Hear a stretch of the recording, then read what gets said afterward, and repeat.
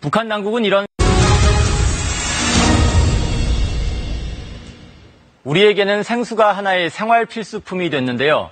하지만 북한에서는 이게 부의 상징이라고 합니다. 북한 당국은 이런 생수 사업에 박차를 가하고 있지만 정작 주민들은 생수는커녕 열악한 상수도 여건 때문에 수돗물 마시기조차 쉽지 않다고 합니다. 이러면서 오염된 주요 하천물을 식수로 사용하기도 한다는데요. 클로즈업 북한, 이번 주는 개선되지 않고 있는 북한의 수질 문제 짚어봤습니다. 인민을 위해서 시원하게 쏟아져 나오는 물. 주민들이 옹기종기 모여 수도꼭지에서 나오는 물을 받고 있다. 물을 마시면서 즐거운 탄식을 터뜨리기도 한다. 시원하다. 이 물을 마시러 아주 참 좋습니다. 이 물을 마시다 보면 아주 이렇게 건강에 좋지 않습니까? 그래 늘 이 샘물공사에 찾아오곤 합니다. 북한 남포시에 위치한 남산 샘물 사업소. 이곳처럼 주민들에게 깨끗하고 좋은 물을 공급한다는 샘물 사업소나 생수 공장은 북한 매체에 자주 등장하는 단골 메뉴다. 최고 지도자가 수시로 현지 시찰에 나서기도 한다. 지난 2007년 김정일 지시로 건설된 용악산 샘물 공장. 평양의 금강산이라고 불리는 용악산 물줄기가 수원이다. 북한 매체는 여기서 생산하는 생수 모두가 평양 시민들에게 공급된다고 보도했다. 방정책을 신념으로 간직하고 지난 2016년에는 김정은 위원장이 이곳을 직접 찾아 샘물 생산량을 2배로 늘릴 것을 지시했다. 평양 주민에게 샘물을 더 풍족하게 공급하라는 것이다.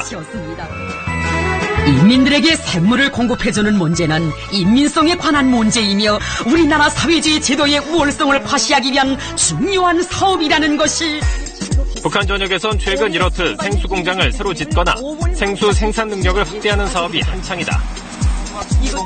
생수 사업의 시작이라고 할 수 있는 샘물 발굴도 빼놓을 수 없는 작업 중 하나다. 밤낮 가리지 않고 발굴 작업에 매달린 노동자의 이야기가 영웅담처럼 전파를 탈 정도다. 샘물이 나오는 원수성은 저 산마루 가까이에 있었습니다. 길이 너무 험하다 보니 달불에 채워서 넘어져서 밥그릇이랑 한방 족발짜기로 굴러 떨어져서 밥이랑 국이랑 막 뒤죽박죽 됐댔습니다. 그때 너무나도 석상에서 앉아서 혼자 막 울었댔습니다. 2016년 방영된 드라마에선 샘물로 유명한 산골 마을이 촬영지로 등장했다.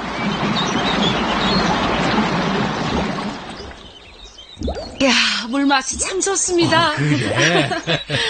냄새와 잔맛이 없고 흐림도와 색도가 1도, 폐하가 7이므로 음료수로서의 질이 아주 좋습니다. 샘물이 참 깨끗합니다. 북한 주민들이 생수를 이용하는 모습도 북한 매체를 통해 종종 전해진다. 중요한 회의 장면에서는 생수병이 빠지지 않고 등장한다. 외신이 촬영한 평양 시민의 일상에서도 생수병이 포착됐다. 평양 거리에는 약수라 이름 붙인 전문 생수 판매대도 생겨났다. 깨끗하고 질 좋은 물을 생산 공급하고 있다고 선전하는 북한. 하지만 당 간부를 비롯한 이른바 힘있는 계층만이 이용할 수 있을 뿐 보통 주민들에게는 말 그대로 그림의 떡이라는 게 탈북민의 공통된 의견이다. 병리에다 요 소리 파는 거는 2,000원부터 1,700원 사이거든요. 우리 북한 돈으로. 그러면은 월급이 제가 4,000원을 받았는데 물 2병을 싸면은 끝인 겁니다. 그런데 내가 하루 종일 나 혼자서도 물 2리터를 더 넘어 마시는데 이거는 안 되는 불가능한 일이에요. 정말 평양에 잘 사는 사람들 정말 100분의 1만한 사람들이 사 먹을 거지 일반 주민들은 상상도 못하는 일입니다. 극히 일부 계층에게만 혜택이 돌아가고 있지만 북한 당국이 생수 사업에 매달릴 수밖에 없는 이유는 뭘까? 바로 상하수 시설이 부실하기 때문이다. 70년대 이미 북한의 개략적인 상수도 시설이 인프라가 갖추어졌다고 합니다. 그런데 고난의 행군을 거치면서 정상적으로 운영이 되지 못하다 보니까 그 기능이 또 구조적으로 역할을 제대로 못하고 있는 거죠. 경제적인 문제로 인해서 시설을 새로 증축하지 못하고 있던 시설도 운영을 정상적으로 하지 못하다 보니까 새로운 물 자원 확보의 차원으로 샘물을 이용하게 되는 것이죠.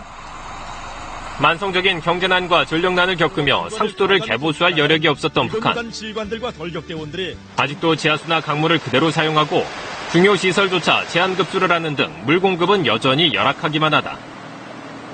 수도도 우리가 시간별로 물을 주고 있습니다. 예를 들어 해강동은 몇 시부터 몇 시, 해명동은 몇 시부터 몇 시. 그런데 그 몇 시부터라는 그 시간에 내가 물을 받지 못하면 안 되고, 고무 호수를 이만큼 길게 해가지고 바켓츠가 눈이 아찔해 보이지 않을 정도로 줄을 쳐 있습니다. 네, 그렇게 심각한 겁니다. 지난 2015년 수해복구 지원을 위해 북한을 방문한 국제적십자사. 당시 평양에서 150km 떨어진 시골마을엔 수돗물 공급이 완전히 끊어진 상태였다. 당연히 국제적십자사의 지원은 가정에 식수를 공급하는 데 가장 큰 초점이 맞춰졌다. 도와줘서 고맙습니다. 북한 관계자 역시 당시 물 부족에 대한 어려움을 토로하기도 했다. 물이 없어서 생활에서 얼마나 많은 고통을 받습니까? 그러니까 특히나 이거 여성들, 노인들, 어린이들. 그나마 집안에서 물을 공급받아 쓸 수 있는 건 다행스러운 일이다. 전력난으로 상수도가 마비된 지역 주민들은 공동 우물에서 물을 길어 먹어야 한다. 물 먹는 거예요? 안 먹는 물이야요. 안 먹길래 길어 가지. 문제는 주민들이 길어먹는 수자원 상당수가 오염돼 있다는 점이다. 북한 당국이 정확한 통계를 발표하지 않아 실태 파악은 어렵지만 대도시나 공장, 광산 지역을 통과하는 주요 강들은 오염 정도가 심각한 것으로 전해지고 있다. 대동강 같은 경우에 북한의 굉장히 중요한 한강과 같이 중요한 수자원이죠. 대표하는 강이기도 하고요. 그런데 그쪽의 수질도 지금 북한을 다녀오신 많은 분들의 이야기를 듣게 되면 수질 상태가 우리가 먹는 물로 쓰기에는 어려운 정도다. 도심지 인근에 우리가 먹는 물과 관련해서는 아무래도 수질에 관심이 많게 되는데 그쪽의 수질은 저희가 생각했던 것보다는 좀 더 안 좋은 쪽으로 유지되고 있는 것으로 알고 있습니다. 지난 2014년 북중 접경지대인 두만강. 굴착기가 분주히 움직이며 강바닥에서 모래를 퍼올린다. 북한 최대의 철광석 매장지인 무산광산 주변에 있는 두만강 자락에서 철가루를 채취하고 있는 모습이다. 두만강 상류에서 중류까지 약 200km에 걸쳐 이루어지는 철가루 채취. 한눈에 보기에도 강물의 오염 정도가 심각해 보인다. 북한 양강도 해산시의 중요 식수원인 압록강. 물이 귀한 만큼 주민들은 강물을 길어 밥을 해먹고 마시기도 한다. 그러나 압록강 역시 수질 오염이 심각하다는 게 이 지역 출신 탈북민의 설명이다. 물 한 바가지 딱 보면은 그 물 한 바가지에 그 쓰레기들이 올라오는 게 오염물이 올라오는 게 우리 눈으로도 알리거든요. 그리고 물 60리터를 이제 딱 가지다가 이제 하루만 재워놓으면은 앙금이 이만큼씩 안 씁니다. 위에서리 세탁한 다 사람들이 빨래를 하니까 그 빨래하는 물, 또 축산을 하다 보니까 그 축산에 되는 그 쓰레기들, 그렇게 그 시체가 둥둥 떠내려오는 걸 보면서도 그 물을 퍼다 먹어야 되는 상황입니다. 그 물조차도 없으면은 우리가 어디가 해결할 데가 없거든요. 북한 샘물사업소 관계자도 샘물 사업의 시작은 수질 오염이 있었다고 밝힌 바 있다. 우리 남포시는 역대로 내려오면서 이 물 문제, 특히 수질이 나빠서 이게 상당한 불편을 느끼고 있었습니다. 그러나 일각에선 북한 당국이 생수사업을 확장하는 건 수질 문제보다는 경제적 목적 때문이라는 분석도 나오고 있다.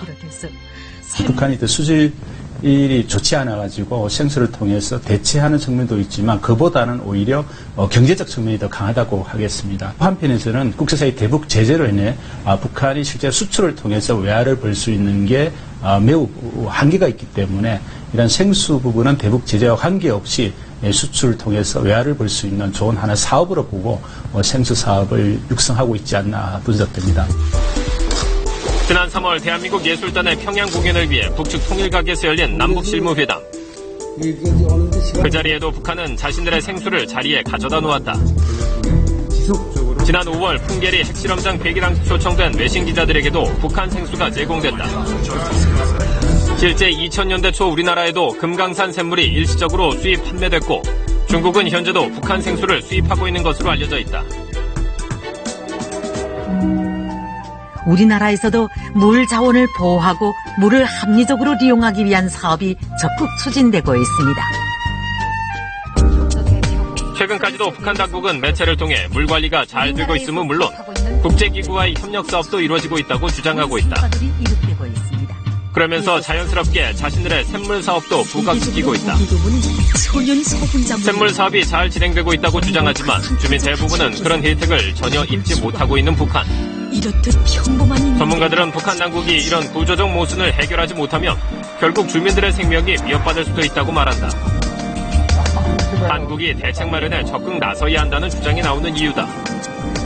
북한 자체 수질이 좋지 않으면 그것이 자연스럽게 우리 남쪽까지도 영향을 미칠 수 있는 부분이고 또한 나중에 통일됐을 때 북한 자체가 수질이 좋지 않은 것은 결국은 통일 비용으로 기결이 된다고 하겠습니다. 그래서 이 통일 비용을 줄이는 측면에서라도 지금부터라도 북한의 수질 개선을 위한 적극적인 교류 협력 사업들이 필요하다고 하겠습니다. 물이 물 하나로만 그치는 것이 아닙니다.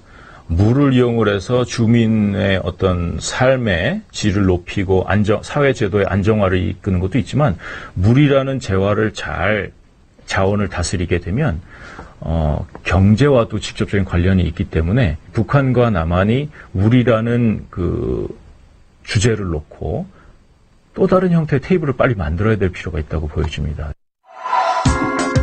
북한 주민의 생존과 직결된 물. 맑고 질 좋은 샘물을 주민들에게 마음껏 공급하겠다는 북한 당국의 바람이 생수 사업은 물론 실질적인 물 관리로까지 이어지기를 기대해본다.